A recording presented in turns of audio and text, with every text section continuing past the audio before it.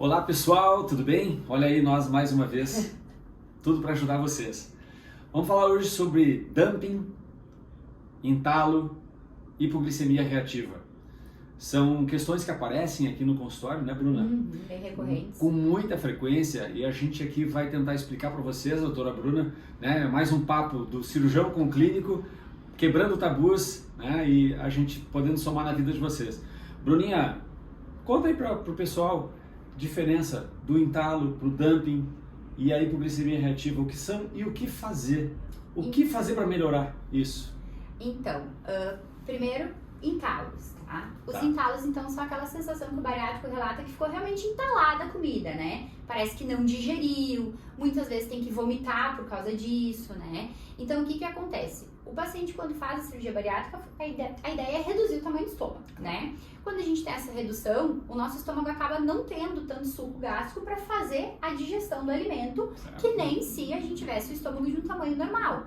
Então, por conta disso, eu sempre tento explicar que é importante fazer uma mastigação, porque a digestão do bariátrico não acontece no estômago, ela acontece na boca. Então, se a gente não mastigar bem os alimentos, não comer devagar, vai dar o entalo. Então, o paciente que está tendo entalos é por pressa em comer, é porque está comendo rápido, tá comendo o alimento pedaços muito grandes, por quê? Porque não ficou mastigando esse alimento. Então, porque trancou. Exatamente, realmente tranca, né? E esse estômago não consegue digerir uma partícula grande, porque ele é pequenininho, eu botei um pedação grande de carne, né? Não consegue digerir e por isso vai voltar, vai acabar expulsando, né? No intuito de redigerir. Então, por isso é muito importante todo paciente bariátrico, antes de engolir o alimento, tem que mastigar até formar uma papa na boca, né? Certo. Então eu digo mastigar, triturar o máximo possível. Exatamente, para depois engolir o alimento.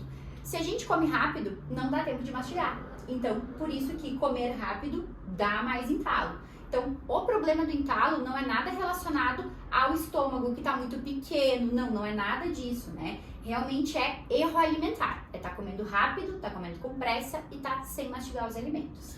Infelizmente acontece, mas eu acho que dá para prevenir. Olha aí, ó, mastigar bem o alimento, não ingerir ou colocar na boca grandes quantidades, né? Que depois o estômago não dê conta, né? De triturar ou de macerar ou de preparar a digestão.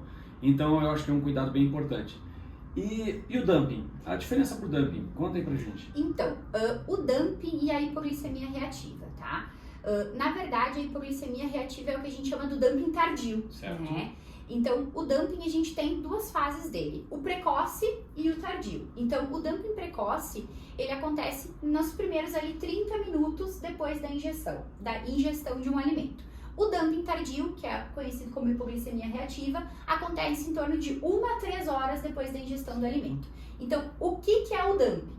O dumping, ele acontece em mais ou menos 30% dos pacientes que foram submetidos ao bypass gástrico, né? E ao sleeve um pouquinho menos, né? Mas ao bypass tem uma frequência mais importante. Então, é um efeito colateral comum de ter nos pacientes, mas a gente consegue prevenir. Por que o dumping ocorre? Quando a gente tem a passagem de um alimento com alta osmolaridade, ou seja, um alimento muito doce, né? Rico ali em açúcar, quando a gente tem a passagem rápida desse alimento do estômago para o intestino, aquele açúcar que está no meu sangue, por diferença de osmolaridade, vai ir para o meu lúmen intestinal. Então, realmente, vai baixar o açúcar no meu sangue e vai para o lúmen intestinal. Mas o dumping precoce, isso é rápido. Então, normalmente, ali em 15, 20 minutos já se reestabeleceu a osmolaridade normal. Então, o que causa o dumping?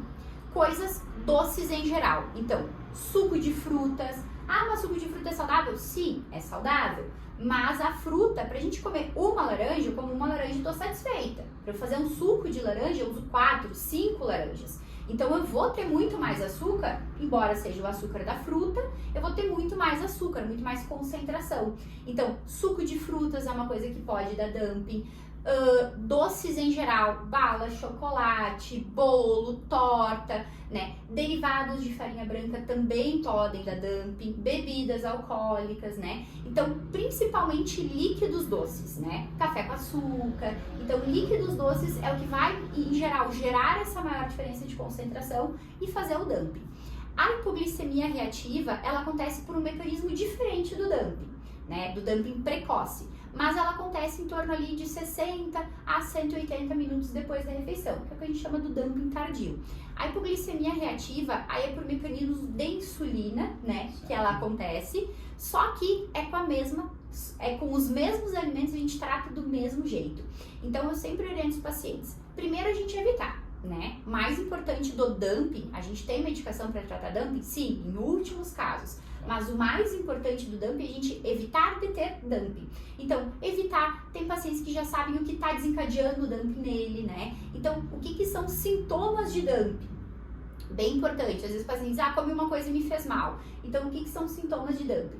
Palpitação, ânsia de vômito, suor frio, sensação que vai desmaiar, mal-estar geral, né? Então, às vezes acontece de ter desmaio, é bem mais raro, mas acontece, né? Então, tudo isso são sintomas de dumping.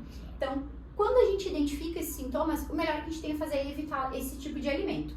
Quando eles acontecem, eu sempre oriento o paciente, fica calmo, respira fundo, vai passar 15, 20 minutos, já vai ter voltado ao normal e sempre uma barrinha de proteína na bolsa, na mochila ou alguma oleaginosa. Por quê? Porque quando eu estiver dando a proteína ali pro meu corpo de novo, eu vou estar estimulando de novo esse meu estômago, esse meu intestino, né? E eles vão devolver aquele açúcar. Então, eu vou estar dando outra fonte de açúcar, só que muito melhor do que aquele açúcar puro que faz essa grande diferença de osmolaridade. Legal. Então, sempre uma barrinha ali na bolsa, ou nozes, castanhas, né? Alguma coisa na bolsa, na mochila, para ter essa opção. Mas mais importante vai passar, né? Então, vai se resolver sozinho, né? É uma alteração ali que o corpo faz, a modificação que teve pós-cirurgia.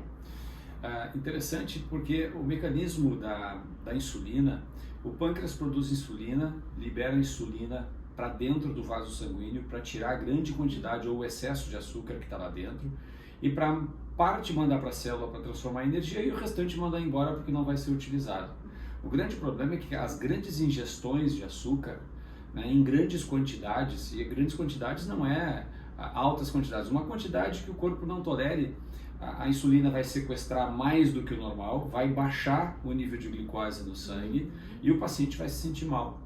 Então também, né, se alimentar com pouca quantidade de carboidrato, né, o carboidrato não traz nenhuma vantagem, né, o paciente não se nutre com carboidrato, ele se nutre com proteína, com vitaminas e sais minerais.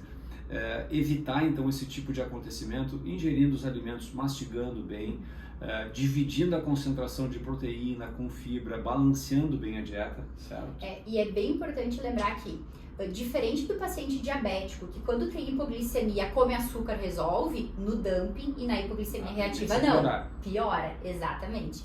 Então, se eu tive dumping, se eu tive hipoglicemia reativa e eu comi um açúcar, vai piorar o sintoma.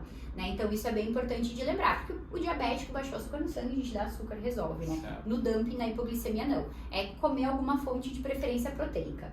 Então, tá bem, gente, cuidado com o entalo, dumping acontece muito mais nos pacientes do bypass do que os pacientes com sleeve, né? E cuidar com a hipoglicemia reativa, que é aquela sensação tardia de mal-estar, sudorese, né? O suor frio e todo o mal-estar realmente que pode gerar.